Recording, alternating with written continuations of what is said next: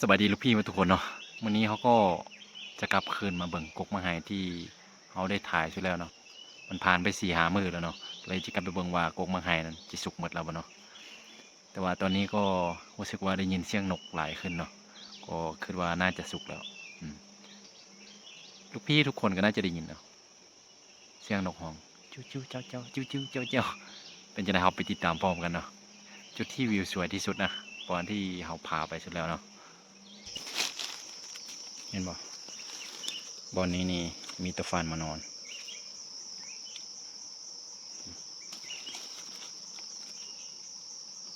ความมันรู้สึกปลอดภัยแล้วมันก็มานอนเห็นบ่เพราะว่ามันเย็นทึกลมบ่มีแมงวันหลายเนาะมันจึงมานอนได้สบายบ่มันกินกองบอนนี้เกลี้ยงเลยนะแล้วคนก็บ่ค่อยจะมาฮอดเนาะเพราะว่ามันเป็นจุดที่ค่อนข้างอันตรายเนาะ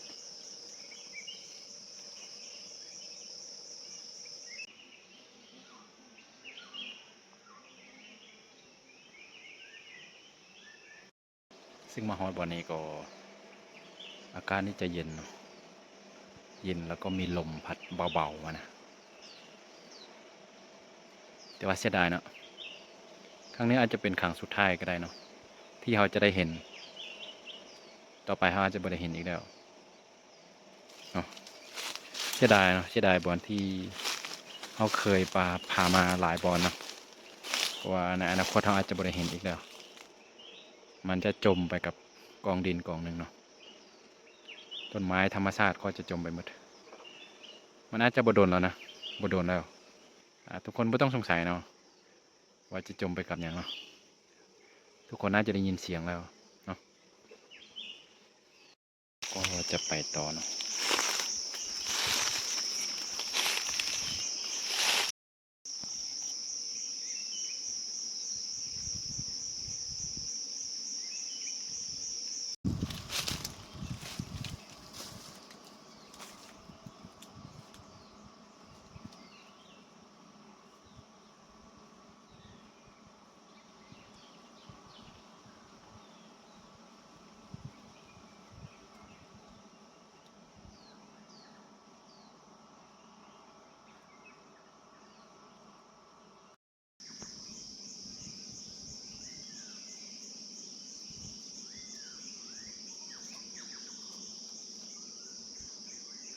ซึ่งต่อไปเขาก็จะลงไปจุด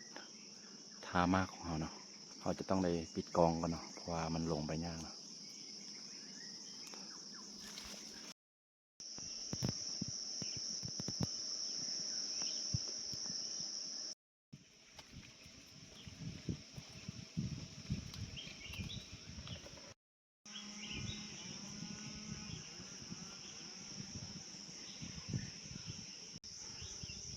นกน้อยนี่เข้าเยอะเนาะ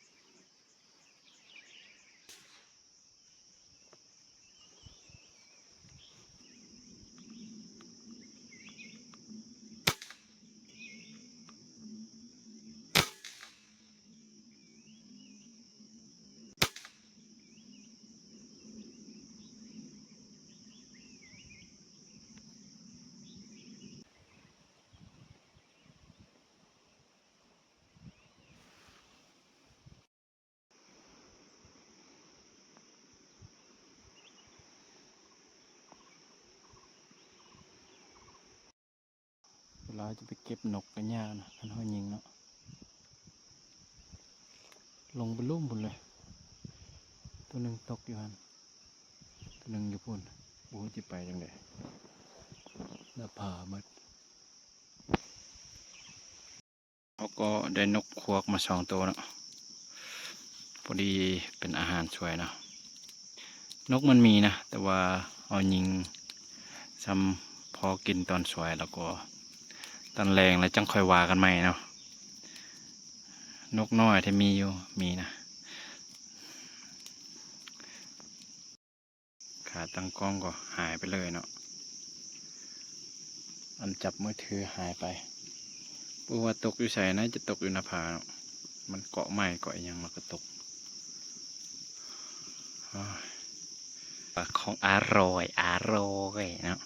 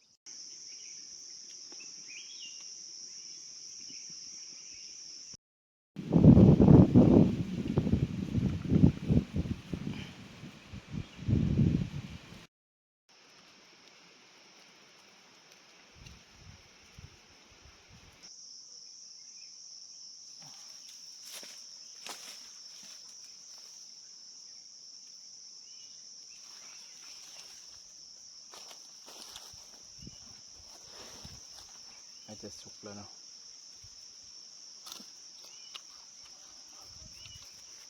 แห้งหมดแล้ว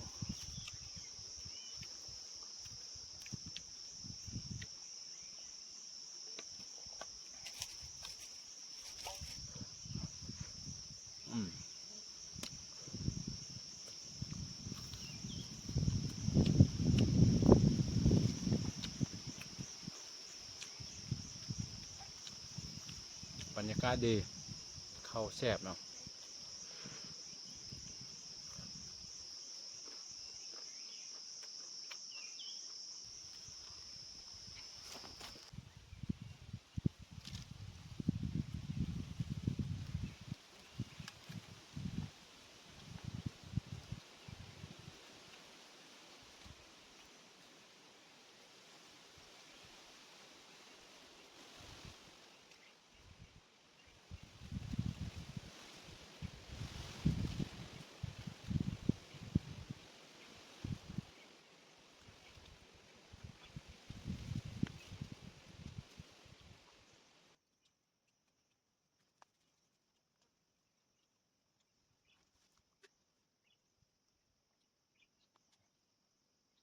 ตอนนี้ก็กินข้าวอิ่มแล้วเนาะ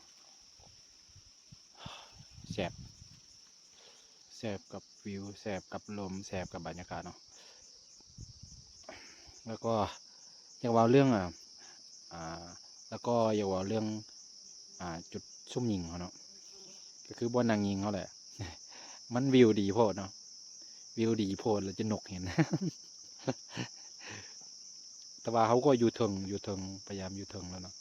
มันเห็นแต่มันก็บ่เห็นแต่ว่าเดี๋ยวนี้มันก็หูหลายเนาะ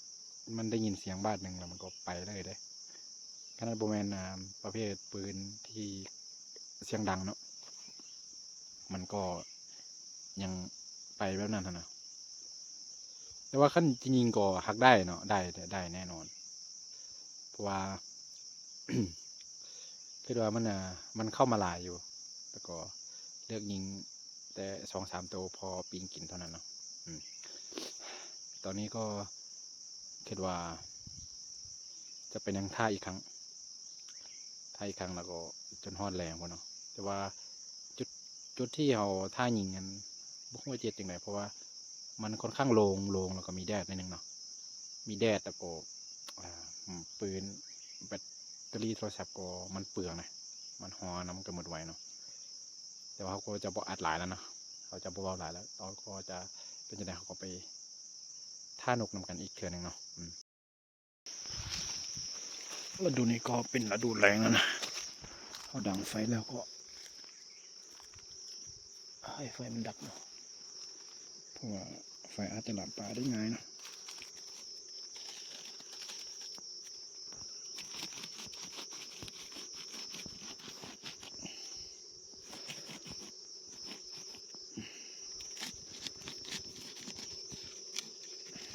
ซึ่งบอนที่เฮานั่งนี่เหมาะที่สุดเนาะมันเพียงนะพอสามารถนอนได้มันก็กว้างมีบอนนั่งมีเสื้อก็มีอย่างเท่านี้นะมีหินที่เฮาสามารถนั่งได้นั่งนอนได้สบายเลย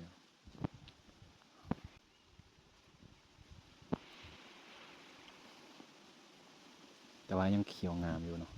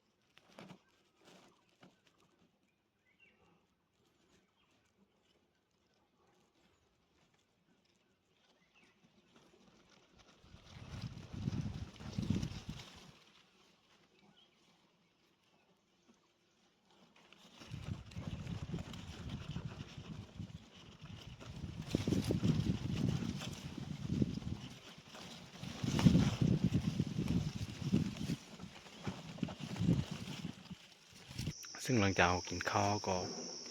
มันท่าหลายชั่วโมงเนาะนกบ่มาจักตัวเลย